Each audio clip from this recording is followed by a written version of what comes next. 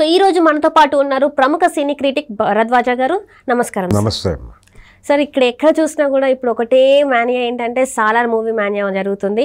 పొద్దున్న నుంచి చూస్తున్నట్టే cinema super duper hit, ప్రపంచవ్యాప్తంగా విడుదలయ్యి ఫస్ట్ డే కలెక్షన్స్ చాలా బాగా జరుగుతున్నాయని చెప్పేసి అంటున్నారు. సో మీరైతే సినిమా చూశారు, సో ఎలా ఉంది ఏంటి సార్?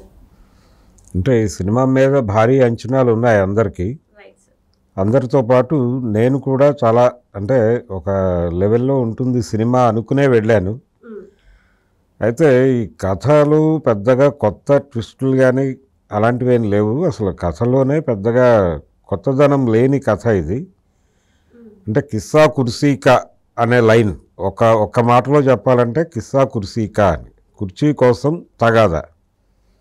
ఏ కుర్చీ కోసం తగాదా? భారతదేశంలో ఒక లిబరేటెడ్ ఏరియాగా కాన్సార్ అని చూపిస్తాడు ఆయన. అటువంటిది ఎక్కడా లేదు ప్రస్తుతానికి. అంటే మనకి కమ్యూనిస్ట్ లిటరేచర్లో ఈ పదాలు కనిపిస్తాయి. ఏది లిబరేటెడ్ ఏరియా, విముక్తి ప్రాంతం, ఇలాంటివి. అలాంటి ఒక లిబరేటెడ్ ఏరియా లాంటి దానిలో ఒక క్రైమ్ వరల్డ్ ఉంది. అండర్ వరల్డ్ అంటాడు దాన్ని, లేకపోతే నేర సామ్రాజ్యం అని రకరకాల పదాలు వాడారు. దానిలో ఆధిపత్యం ఎవరికి ఉండాలి అనేది గొడవ. ఆల్రెడీ ఒక వంశాన్ని నాశనం చేసి మరొక వంశం అధికారాన్ని చేపడుతుంది. ఆ నాశనం అయిపోయినటువంటి వంశం తిరిగి ప్రతీకారం తీర్చుకోవడానికి ఒక ప్రయత్నం చేస్తుంది కదా న్యాచురల్గానే. దాంతోపాటు ఒక సామ్రాజ్యం ఏర్పడినప్పుడు చాలామందిని జయిస్తారు. వీళ్ళు జయించి అంటే వాళ్ళని సామంతులుగా మార్చుకుంటారు. ఈ సామంతులు అవకాశం లేక ఓడిపోయి సామంతులుగా ఉన్నాం అనుకుంటారు, కానీ తిరిగి గెలవటానికి తిరుగుబాట్లు చిన్న చిన్న ప్రయత్నాలు చేస్తూనే ఉంటారు. ఇది మనం అనేక చరిత్రల్లోనూ అనేక జానపద సినిమాల్లోనూ చారిత్రక సినిమాల్లోనూ ఈ తరహా కథలు చూసాం మనం. బాహుబలి సినిమాలో కూడా ఇవే కుట్రలు కుతంత్రాలు ఉంటాయి. అంటే అన్న మాత్రమే రాజు అవ్వాలా, రాజుగారి పెద్ద కొడుకే రాజు అవ్వాలా, తమ్ముడు రాజు అవ్వకూడదా అనే ఆర్గ్యుమెంట్తో నాజర్ గొడవ చేస్తాడు. నిజానికి నాజర్ చేసే గొడవకు కూడా ఒక మాతృక ఉంది. ఎన్టీ రామారావు గారు జయసింహ సినిమాలో ఎస్వి రంగారావు గారు ఇదే ఆర్గ్యుమెంట్ చేస్తాడు. కుటుంబంలో పెద్ద కొడుకే రాజు అవ్వాలా, చిన్న కొడుకు సబార్డినేట్గా ఉండాలా టైపులో గొడవ జరుగుతుంది. ఇలాంటి కథలతో అనేక జానపద సినిమాలు వచ్చినాయి గతంలో.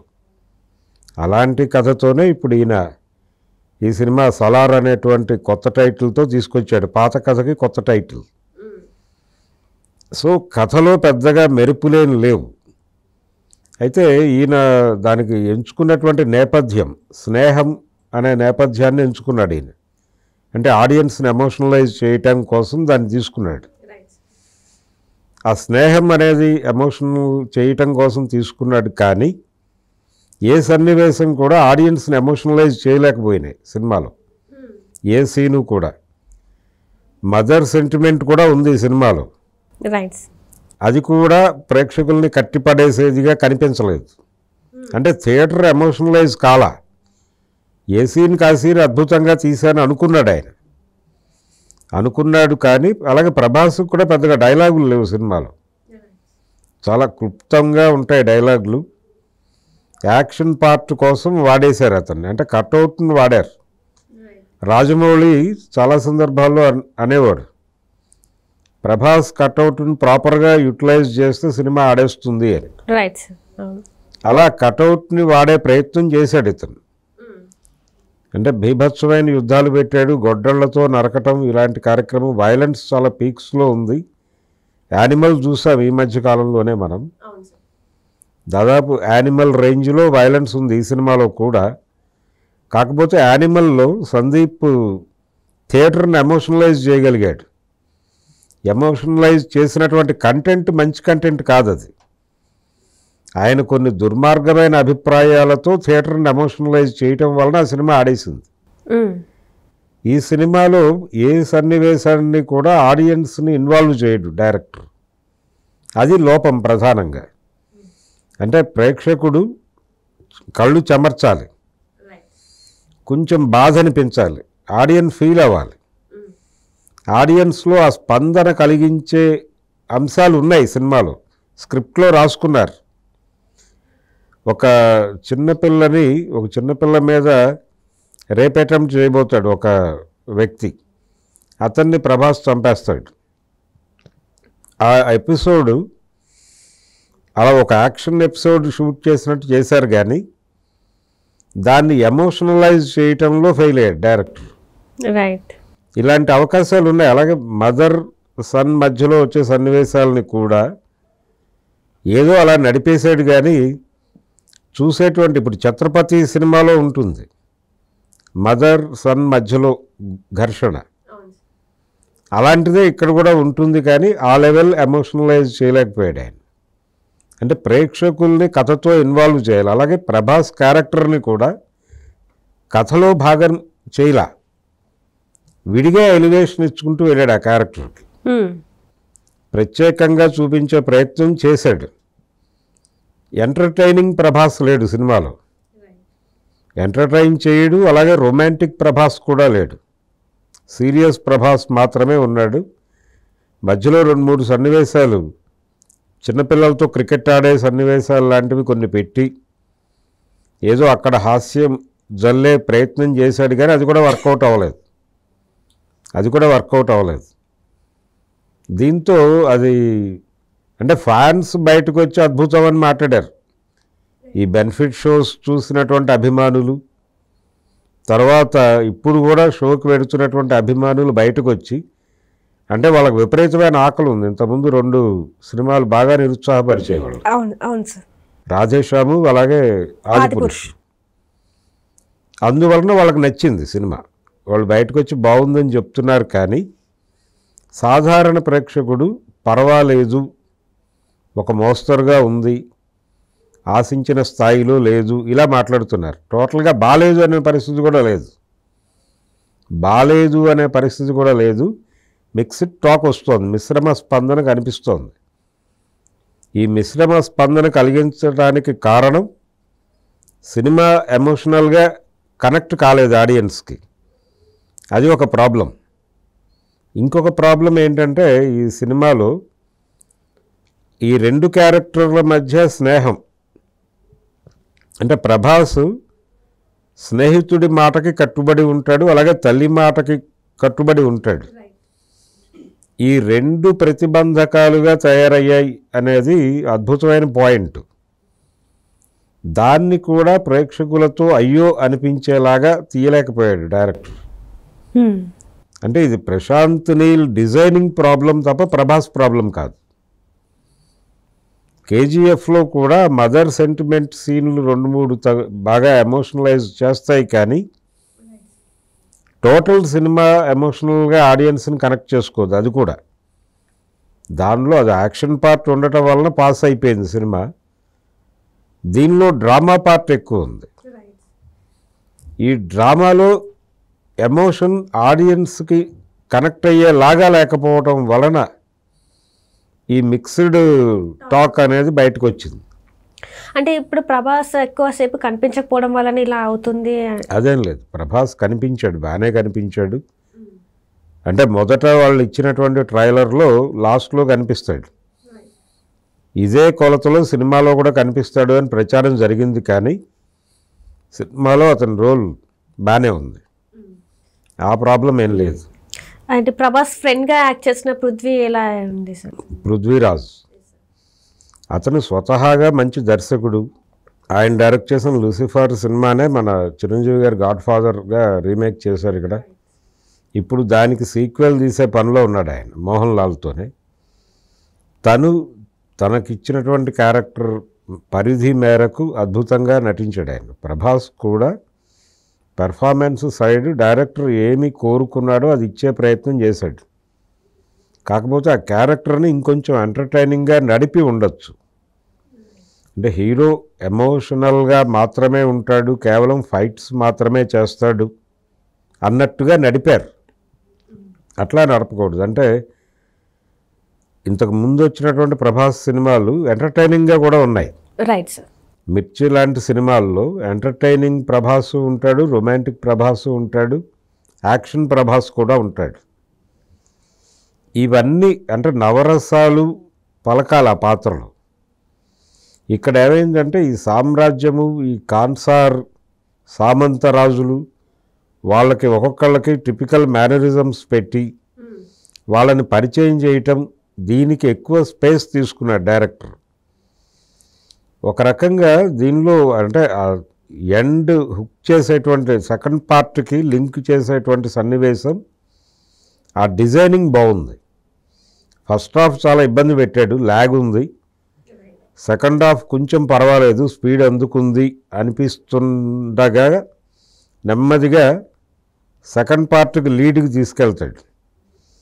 అది తీసుకెడుతూ ఇచ్చిన లింక్ చాలా బాగుంది. అంటే వీళ్ళిద్దరి మధ్య ఉన్నటువంటి స్నేహాన్ని ఈ సినిమాలో చూపిస్తాడు. ఒకళ్ళ కోసం ఒకళ్ళు ఏం త్యాగం చేయడానికైనా సిద్ధపడే స్నేహం ఉంది వీళ్ళ మధ్య అని. రైట్. అయితే ఈ స్నేహం వెనుక ఎవరికి వాళ్ళకి స్వీయ ప్రయోజనాలు కూడా ఉన్నాయి అని ఒక చిన్న అనుమానం ఆడియన్స్కి కలిగిస్తాడు క్లైమాక్స్లో. అంటే వీళ్ళు వాళ్ళ స్వార్థ ప్రయోజనాల కోసం స్నేహం చేస్తున్నారు అనే ఒక అనుమానం కలిగించి పృథ్వీరాజ్ క్యారెక్టర్తో ఒక నవ్వు నవ్విస్తాడు డైరెక్టర్. దాని ద్వారా ఒక డౌట్ క్రియేట్ అవుతుంది ప్రేక్షకులకి. అదే టైంలో ప్రభాస్ను చూపిస్తాడు. ప్రభాస్ కూడా ఇదే అభిప్రాయం ఉందేమో అని డౌట్ వస్తుంది. ఆయన ప్రమోషనల్ ఇంటర్వ్యూస్లో ప్రశాంత్ నీలు స్నేహము ద్వేషము ఈ రెండింటి మధ్య సినిమా నడుస్తుంది అని చెప్పాడు. ఈ సినిమాలో స్నేహం చూసాం. నెక్స్ట్ పార్ట్లో బహుశా వీళ్ళిద్దరి మధ్య ఘర్షణ చూపించే అవకాశం ఉందేమో అని అనిపిస్తుంది. అలా హుక్ చేసి సెకండ్ పార్ట్కి లీడ్ ఇచ్చాడు ఆయన. సో అలాగే మళ్ళీ శృతి హాసన్ క్యారెక్టర్ ఎలా ఉంది సార్? శృతి హాసన్ క్యారెక్టరు అంటే సినిమాకి అంటే కథ ముందుకు వెళ్ళటానికి ఒక చిన్న లింక్ ఇచ్చాడు, కానీ ఈ సినిమాలో అంటే ఈ పార్ట్ వరకు ఆ పాత్రకున్న ప్రాధాన్యత తక్కువే. స్క్రీన్ స్పేస్ కూడా అంటే దీనిలో ప్రభాస్తో అంటే హీరోయిన్గా తన పేరు ప్రస్తావించారు. వాళ్ళిద్దరి మధ్య రొమాంటిక్ సీన్స్ కానీ అటువంటివి ఏమీ లేవు. అసలు డ్యూయెట్లు ఈ గొడవ లేదు, పాటలు లేవు సినిమాలో. ఉన్నవి 2-3 కెమెరా సాంగ్స్ ఉన్నాయి. ఒకటేమో ఫోక్ ఎలిమెంట్ తీసుకున్నాడు. నిజానికి ఆ పాట ద్వారా చాలా ఎమోషనలైజ్ చేయొచ్చు థియేటర్ని. అది ఆ ప్రయత్నం చేశాడు, కానీ అది కూడా బలంగా నడవలేదు. చాలా అంశాలు ఉన్నాయి సినిమాలో. థియేటర్ని ఎమోషనలైజ్ చేయగలిగిన కంటెంట్ ఉంది వాళ్ళు రాసుకున్న దానిలో. తెర మీద ఎగ్జిక్యూట్ చేయటంలో తడబాట్లు జరిగినాయి. ఈ తడబాట్లు వలన మిశ్రమ స్పందన వస్తుంది. ఇప్పుడు ఈ డివైడ్ టాక్ రావటం వెనకాల కారణం అది. అంటే ప్రశాంత్ నీల్కి ఇదొక అంటే ఇప్పటివరకు తన సక్సెస్ మాత్రమే చూశాడు. దీంతో తను అంటే సక్సెస్ అనేది అంటే ఆయన మొదటి సినిమా ఉగ్రం. Right sir. కన్నడలో వచ్చింది ఆ సినిమా. అందులో కూడా ఈ ఫ్రెండ్షిప్ బ్యాక్డ్రాప్లోనే నడుస్తుంది.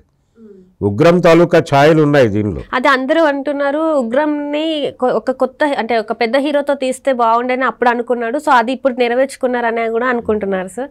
సో అలా ఉగ్రం ఛాయలు ఉన్నాయి దీనిలో. ఉగ్రం కూడా ఫ్రెండ్షిప్ బ్యాక్డ్రాపే, కాకపోతే అందులో 4 స్నేహితులు ఉంటారు. ఇందులో 2 స్నేహితులు కనిపించారు ఇప్పటికీ. ఇందులో కూడా ఇంకొక 2 స్నేహాలు ఉండే అవకాశం ఉంది. అంటే ప్రభాస్ తండ్రి అలాగే పృథ్వీరాజ్ తండ్రి. అంటే ప్రభాస్ తండ్రిని పృథ్వీరాజ్ తండ్రి చంపేయటం అనే ఒక సీన్ ఉంది దీనిలో. అయితే వాళ్ళిద్దరి మధ్య కూడా స్నేహం విద్రోహం ఉండే అవకాశం ఉంది. దాన్ని మేబీ సెకండ్ పార్ట్లో రివీల్ చేస్తాడేమో చూడాలి. ఉగ్రంలో ఉంది అది. ఉగ్రంలో 2 స్నేహితులు వాళ్ళ మధ్య జరిగే వైషమ్యం, ఇంకొక 2 స్నేహం, వాళ్ళిద్దరూ కలిసి జీవితాన్ని ఎలా నిలబెట్టారు అనేది కథ ప్రధానంగా. సో ఆ ఛాయలు ఉన్నాయి ఈ సినిమా మీద. ఆ ప్రభావం కూడా కనిపిస్తుంది. కానీ ఏదైనా తీయొచ్చు, ఏ కంటెంట్ అయినా. ఇప్పుడు సందీప్ రెడ్డి సాధించిన విజయం అదే యానిమల్తో. ఆయన చెప్పిన కంటెంట్ చాలా తిరోగమన నేపథ్యంలో నడిచే కథ అది. అంటే ఆడవాళ్ళు ఎలా ఉండాలి అనే దగ్గర నుంచి చాలా విషయాలు మాట్లాడేస్తాడు దానిలో. నేను యుద్ధానికి వెళుతున్నాను, చనిపోవచ్చు, నువ్వు పెళ్లి చేసుకోకు మళ్ళీ, ఇలాంటి కొన్ని డైలాగ్స్ ఉన్నాయి ఆ సినిమాలో. తిరోగమన డైలాగులు, సమాజాన్ని వెనక్కి లాక్కెళ్ళే డైలాగులు ఆ సినిమాలో చాలా పుష్కలంగా ఉన్నాయి. అయినప్పటికీ ఆ సన్నివేశాలని నడిపిన తీరు థియేటర్ని, ఆడియన్స్ని ఎమోషనలైజ్ చేసింది. అది టేకింగ్ సైడ్ అతను తీసుకున్నటువంటి కేర్, ఆ టాలెంట్ కావచ్చు, అది కనిపించలేదు ఈ సినిమాలో. మీరు అంత దుర్మార్గమైన కంటెంట్ని అంత అద్భుతంగా కనెక్ట్ చేయగలిగాడు ఆయన. కాశ్మీర్ ఫైల్స్ అనే సినిమా చూసాం ఈ మధ్య. అవును సార్. కాశ్మీర్ ఫైల్స్లో కూడా చాలా దుర్మార్గమైన కంటెంట్ అది. అంటే మనతో పాటు జీవిస్తున్నటువంటి ఒక సమూహాన్ని విలన్లుగా చూపించే సినిమా అది. ఆ సినిమా చూసి బయటకు వచ్చేటువంటి ప్రేక్షకుడికి తన ఆఫీస్లో తన పక్కన పనిచేసే కొలీగ్ ముస్లిం అయితే భయం వేస్తుంది. ఆ లెవెల్ భయం కలిగించగలిగారు సినిమా ద్వారా వాళ్ళు. ఎమోషనలైజ్ చేయటం అంటే అదే. తెర మీద సన్నివేశం ప్రేక్షకుడిలోకి దూరాలి, దూరి వాడిని ఇన్ఫ్లుయెన్స్ చేయాలి. అటువంటి సన్నివేశాలు లేవు ఈ సినిమాలో. సలార్లో అంత పెద్ద సినిమా తీసినప్పుడు అలాంటివి కనీసం 3-4 సీన్లు అలా మనసులకి పట్టుకునే సన్నివేశాలు ఉండాలి. ఉంటే వెళ్తుంది. ఇప్పుడు ఈ సినిమా నా అంచనా ప్రకారం ఇది గట్టిగా 600 కోట్లు, అంటే అది 900 దాటింది, 1000 వైపు వెడుతోంది. 1000 సాధిస్తుందా లేదా అనేది డౌట్, కానీ 9 అయితే దాటేసింది యానిమల్. ఇది 6-7 మధ్యలో ఆగిపోయే పరిస్థితే కనిపిస్తోంది సలార్. హిందీ బెల్ట్లో పెద్దగా అప్లాజ్ కనిపించట్లేదు, పెద్దగా వేవ్ కనిపించట్లేదు. ఒక్క తెలుగులోనే భారీగా ఊపు కనిపించింది రాత్రి నుంచి. ఒక మానియా అనండి, ఫేవర్ అనండి నడిచింది ఇక్కడ. చలిని సైతం లెక్క చేయకుండా 4 షోలు కూడా ఫుల్ చేసినటువంటి పరిస్థితి ఉంది 2 తెలుగు రాష్ట్రాల్లో. కానీ హిందీ బెల్ట్లో ఆ వేవ్ అంత బలంగా కనిపించలేదు. చాలా చోట్ల వ్యాక్యూమ్స్ ఉన్నాయి. అలాగే తమిళ్లో ఒక మేరకు పర్వాలేదు, మలయాళంలో, కన్నడలో కూడా పర్వాలేదు. అంటే సౌత్ వరకు పర్వాలేదు అన్నట్టుగానే ఓపెన్ అయింది సినిమా. ఇది నిలబెట్టుకుంటుందా లేదా అనేది చూడాలి. ఆడియన్స్ అయితే బయటకు వచ్చి పర్వాలేదు అనే మాట మాట్లాడుతున్నారు తప్ప అద్భుతం అనే మాట రావట్లేదు. Right sir. ఈ మూవీకి, ఇప్పుడు సలార్ మూవీకి మీ పరంగా మీరు ఎన్ని, అంటే ఒక మాటలో చెప్పాలంటే ఏం చెప్తారు సార్ ఆడియన్స్కి? ఇది అంటే ప్రేక్షకులని పట్టించుకోకుండా తన ధోరణిలో తాను సినిమా తీసాడు ఆయన. ప్రశాంత్ నీల్, ఇది ప్రశాంత్ నీల్ లోపం తప్ప ప్రభాస్ లోపం అని నేను అంటలేదు. ఒక రకంగా ప్రభాస్ అభిమానులకి ఇది కూడా ఒక ఇబ్బందికరమైన సినిమానే. వాళ్ళు ఆల్రెడీ 2 సినిమాలు చూస్తున్నారు. ఆ రెండింటి మీద ఇది కంపారిటివ్గా బెటర్ సినిమా అంతే. ఇప్పటికీ ప్రభాస్తో ఒక మంచి సినిమా తీయాల్సినటువంటి అవసరం ఉంది. చూడాలంటే ఇతన్ని మన మార్వెల్ సినిమాలు అంటారు ఇంగ్లీష్లో. ఆ సినిమాల్లో హీరో చాలా కృత్రిమంగా కనిపిస్తాడు, జస్ట్ ఎమోషనల్గా ఉంటాడు అంతే. ఒక మిషన్ ఓరియంటేషన్లో నడుస్తాయి క్యారెక్టర్లు. అలాంటి మిషన్ ఓరియంటేషన్ కనిపిస్తుంది ఈ సినిమాలో ప్రభాస్లో. దాంతో జీవం కనిపించలేదు ఆ మనిషిలో. కొంచెం రొమాంటిక్గా ఉండాలి, కొంచెం కామెడీ ఉండాలి, ఎంటర్టైన్మెంట్ ఉండాలి. ఇవన్నీ మిక్స్ అయ్యి హీరో క్యారెక్టర్ ఉంటే అది లైవ్లీగా ఉంటుంది, జీవం ఉంటుంది దానిలో. ఈ మార్వెల్ సినిమాల్లో ఉండే హీరో లాంటి పాత్ర ఇచ్చారు అతనికి. అది కొంత ఇబ్బందికరమైనటువంటి విషయం. Right sir. Thank you so much sir. Thank you so much. Thank you.